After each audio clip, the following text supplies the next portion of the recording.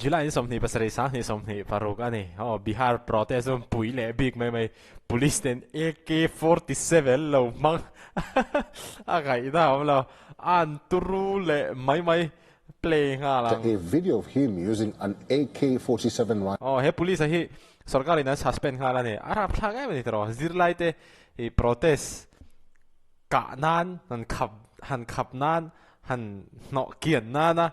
AK47 aim han man chu mặc định mấy chỗ AK47 thì chỗ hay terrorist này hay link hal dễ là chân chỗ anh mang nó sẽ thấy được cái AK47 thì games खेल thằng page one như Counter Strike खेल thằng page one mà terrorist howin AK47 chiến mang thấy đi ra counter terrorist na city forces na valak sắc tên như là ha chỗ chỗ hoàn toàn AK47 thì chỗ hel hậu man tu ra cái ngày về đẹp top khan như mà rồi chỗ police berina AK47 này na zirlai lâu cả ha chỗ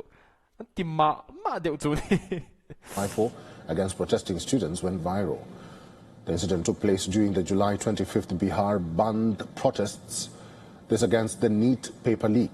NEET paper leak hoy pai đến tổ mấy protest ngâm po ni to na hi ding de chu le dro hi ni min pi July ni som ni pa thil theng ania ron viral le ta si mo pui rem ko mai Bihar hi tun pui sim man ni hi mo vai khat po Mumbai industrial tour kan nei in sleeper train in go hati atang in Mumbai kan han chuang khenga Bihar chunga kan han kal kha chumo reilo te an ron dia an lien thei lom sia khati hun lai phe ka chonin kan la te kum sang ni som paruk dei to ha ne Bihar phe chu khatianga traina ron ti ho kha po Bihar a phe ka chonin an na sa em rap thak em mai ne mi tha te kha an train ka ring lo reng Bihar khatianga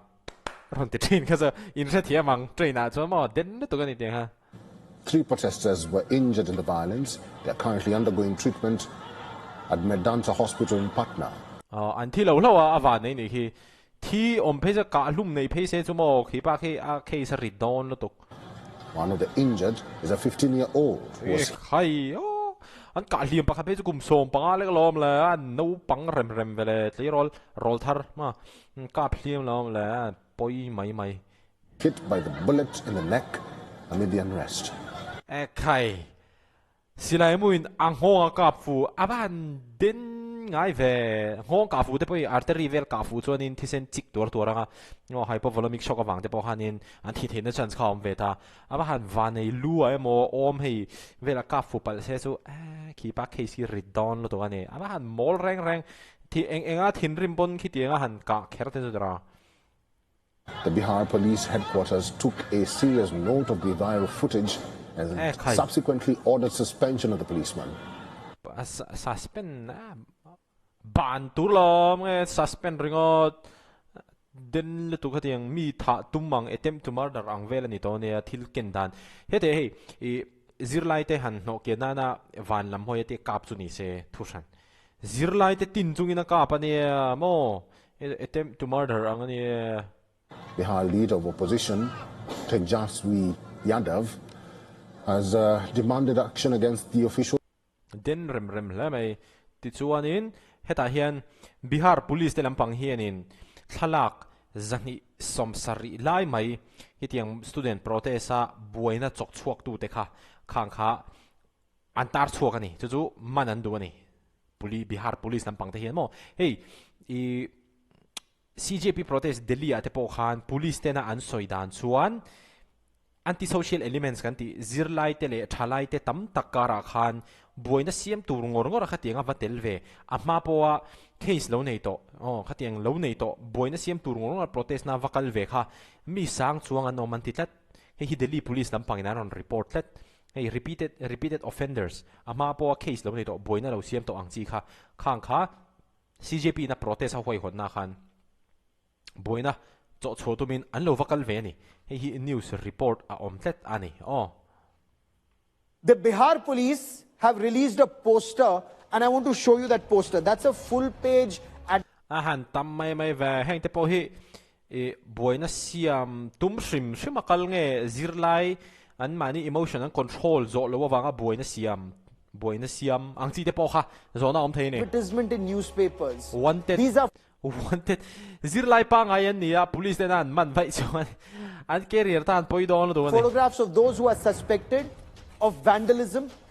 violence, and even arson. bung roti chiat te khatiang boi da cho cho pela ma han mo khati ang chi vela lo in nam noi kha an ni an ring ani Bihar police te hian Bihar police poster says anti-social elements are infiltrating peaceful protests. ani ka ring Bihar police lampang pon ron soi chiang khop mai Delhi police lampang pon ron soi to boka anti social elements kan ti ang chi ho khamo kang khan in peaceful protest zirlai te le thalai te na thatta ka pa ngai ta ka protest an nei veringot vati boi tura ngai a boi na siam pol ang chi ang khamo khatiang kha Bihar aponoma Delhi aponoma tin Mumbai te po khan protest te po ma Mumbai te po om tho kharinga chonin tu in zi nga khanin Shivaji Park Mumbai ate po hanin la protest in ka ria ka hre lo ni chonin Instagram reels hanin kam mutleta official de hanin ron post ani tiang hanin mun tam tak ate po protest oma khanin zirlai pangai tak tak ru pa ngai tak pu an tuma chiang mo thalai an tuma chiang amaro chu khatiang ni lem lo aphowa ka lo boi ve boina cho chua chak hrim hrim ang chi anti social elements kan ti ang kha khoya po hian lo om don ni he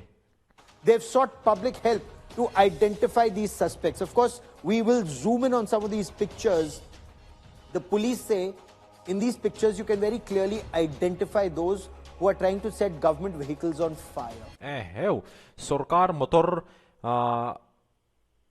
haltum he thala ka tang te po hian in a mu thei do ni hei hi Bihar police lampang hian in mipui te hi an ma ni zong chuak tur hian in tran puina ron di la ni lela ba chuanin nia an lo cherap thak ve de lek bok te po ni mai thei ni Bihar police te me ina AK47 lek mai den ve Police say breaking the law, damaging public and private property is incorrect and may impact the ujjwal bhavishya or the bright future of genuine students. The ka tenga boina siam ching te khan in zirlai future nei bright tak tak te kha thalo zoi na hong thei te dikop mai ni police have sought the help of parents and guardians. They want their help. They want parents and guardians to advise children to stay away from acts of violence and vandalism. In the violent part of the protest on the 24th of July. mi sang ni zanga with criminal backgrounds identified den rem le mai Delhi protest te pokat le matlema de hanin buina kha July di somnia sansad march te pokanin kitiang te wang hianin police hianin zirlai te kha an vota chiemon le ti thei tur ani mi sang ni zanga lai mai Delhi police lampang te hianin AI camera mang hianin an lo chin chi ani criminal background lo nei mo turu rem le mai kha khania mi thatam tak omkara mi thavak lo pahni khat om khanin boruwa ka ti chiat thei je Some of the accused have reportedly been paraded barefoot. Police say that was an attempt. Mumbai hian Accused have reportedly been paraded. Mumbai hianin FIR som pathuman file to chuanin July ni som pare le ni som ni pani in kara Mizali an book to ani Mizali chuang an book to ani hei Mumbai ani Mumbai po hen protest na sakhop Barefoot. Police Maharashtra te po hi BJP sarkar na state ania chuwang chuanin a om ve reng mai say that was an attempt to take them to the WhatsApp notices sent to accused and WhatsApp the hianin notice an vathon crime scene to reconstruct the crime scene. At least 70 people have been identified in Kolkata lama chuanin mi som paruk an manbok ani the violence. Bengal police say those who've been identified and some of those who've been taken into custody are neither students nor directly linked to the organizers of the protest. Kolkata police te nan soi chuanin an mi man then khat te phei chu zirlai an ni lo hrim hrima tin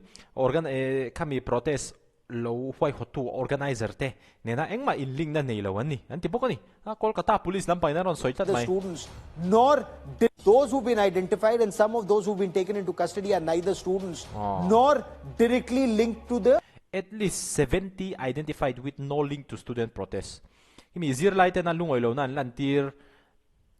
nena in kai noi na engma nei lo mi som sari unidentified on hitting a low telve ang chi si mo khakania boy thak thin kop mai the organizers of the protest. Police allege that they were outsiders who infiltrated in the demonstration with an attempt to Bihar hianin mi sang ni chuang la ka FIR register ani turu le big Bihar chu le có một lâu trên khắp mày bị hại chứ bao hijacked the student-led movement. And zirlai te na he tianga movement an siam a hi va hijack zirlai te mail ti chhe zo ha tianga lovati boina lova siam te po kha an tum te po ni the ni o khami kha he video ka ron react chak chu ani video like an in mole theu do ne